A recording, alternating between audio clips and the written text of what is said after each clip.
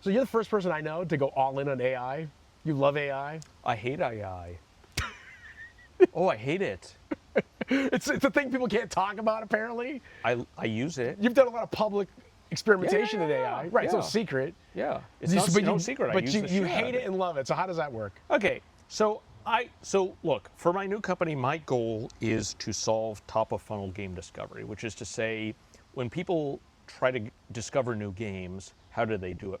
99% of the time, they're reading about GTA 6, right? Or whatever the next Call of Duty and so forth is. Like, there's a lot of ink spilled about the very biggest games. Scopely spent $500 million on Monopoly Go marketing. Right? That's insane. So there are all these wonderful smaller games that are kind of being missed out. There's a lot of problems with generative AI, right? I mean, like, arguably they're going to ruin the universe. I'm going to go on record right now in saying that they will kill 1 million people in the next 10 years. Somebody will put them in a position, an AI in position of decision making, and it'll fuck up. Well, they've already done that. I mean, you can look at a lot of the policy coming out of the White House is literally generated by an LLM that will kill people. It hasn't killed 1 million people yet. We're only 6 months in, though. But so it's going to in the next 5-10 years. Yeah, right.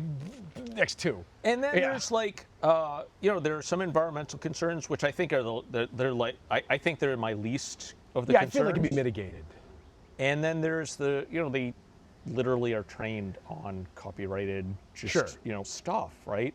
So where I use LLMs is to summarize what's awesome about an indie game. I'm okay. I eat meat. I know that factory farmed meat kills animals. I know LLMs kill creativity. But I'm actually hoping that ChatGPT can talk about a game very briefly in a way that will make people say, you know what, I want to research that more.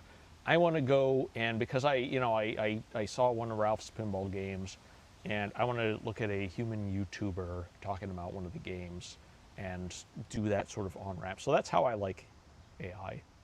Well, okay.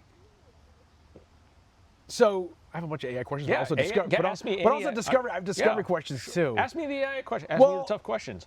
We're here to talk. Well, yeah. I mean, I'm just kind of curious about. I just have a hard time calling it AI. I don't think what we're using now is actually AI. It's just goalposts. Come on. But what I'm saying is, the people that I know that I use it a lot.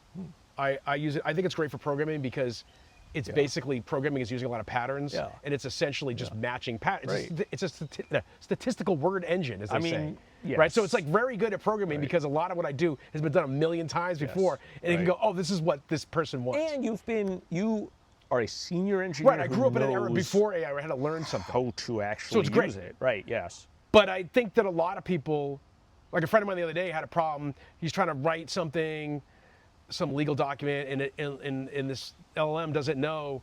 I said, hey, tell me what happened yesterday. It doesn't know what yesterday is. And I'm like, it doesn't know what anything is. Yeah. You got that non-rhotic Boston accent. You are from Boston. Wait, a lot of people say I don't have a Boston accent. What did you call it? Yesterday. Non-rhotic. Non-rhotic. Rhotic, R's. Oh. Boston. Harvard Yad. No, wait, rhotic, R. Yeah. Non-rhotic Boston accent. I have a non-rhotic, ladies and gentlemen. You do. Like you and Tim Keenan. You know Tim? I don't think so. So Tim Keenan's awesome. He came from Canton, and he is in L.A. No, San Francisco now. Okay. Misfits Attic. He did Duskers. He worked for Bad Robot for a bit. Yeah. Oh, yeah. When he, sorry everyone, when he gets a little tipsy, the R's come out. As come out. Yeah, I mean it's been said that if I get mad or whatever, my accent that's good. changes. I appreciate it because I feel like I'm faking. Anyway, so yeah, AI. Well, it's just it doesn't actually. People think it doesn't. Like I read a story about the guy who created Eliza.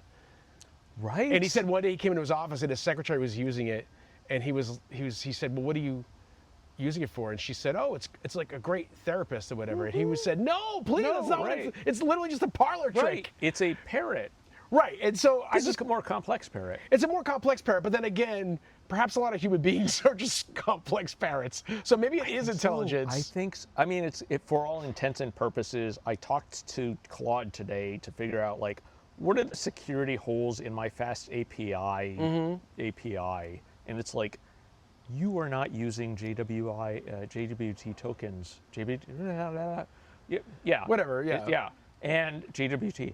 And I'm like, and so you and I, again, we've been around enough to Yeah. be able to challenge it and say, like, actually, like, I'm learning this stuff, but also you sound like bullshit here. And that's where I think we need. Yeah.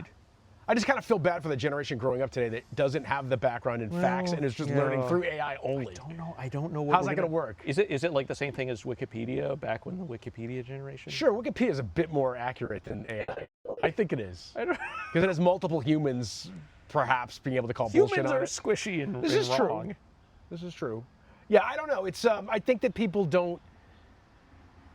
They think it does things that it actually doesn't. Like the term artificial intelligence, it's actually not. It doesn't actually know anything, and that makes it, people try to use it in a way that I just like that Claude Vend example where it runs a store. Yes, I'm like, but it's not running a store. Yeah. It's LARPing as running a store, and it thinks that this is what you want to hear. I mean, like, isn't that the first? Like, when you were young and you did a lemonade stand, weren't you LARPing running a store? Right, but what I wonder is it going to get any better? I don't know if this Yeah. technological approach is a dead end that won't get any better than We're that. 5 years into this. It's true.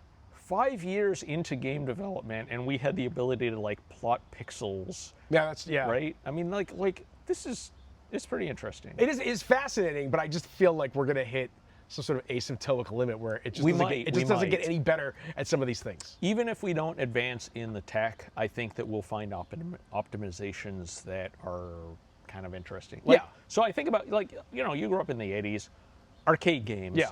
Imagine if compute never got better than 1985 arcade games. Sure. We could figure out ways to optimize that and to innovate. I think we'll do that with AI. Yeah, I think that's fair. So, I mean, so do you use AI for any creative purposes, or are you using it for purely just for analysis now when you're doing discovery? Like, how do you balance the use of AI with your own creativity? So I use AI for as follows. Like, I will walk my son home from daycare, and I will talk notes. Hey, go to market plan is blah, blah, blah, blah, and I will just spew out garbage, and I will have it summarize that. I will use AI for, here are 3 games. What's awesome about those 3 games? And then I will send them to my, we have a guy, young guy. Everybody's young now, man. Yeah, I know. It's like, and I'm like, hey, Ethan, you can, we can give you a bunch of summaries of stuff about these games, and you can do TikToks about those. And he'll use that as a basis potentially for research. Yes. And to talk about those games. Do I use it for creative stuff? I mean, my new company is about games discovery, so I guess the most creative thing that we're doing is like we do haikus about games, and it's like, here's a haiku about a game, can you guess what game it is?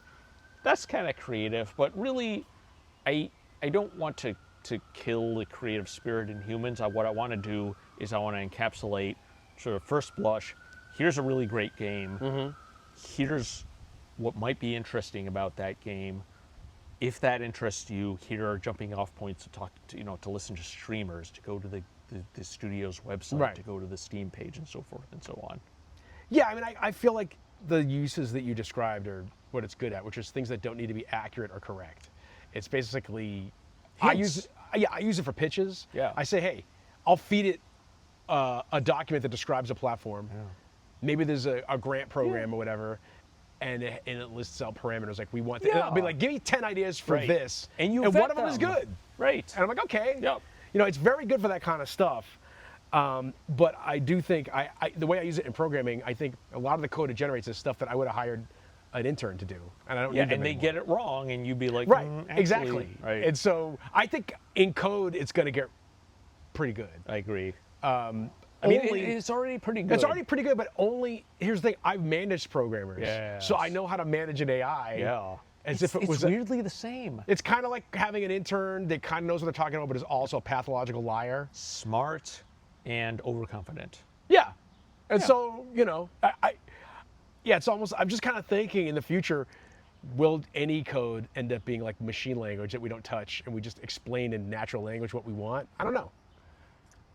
I'll tell you in 5 years. Yeah, yeah.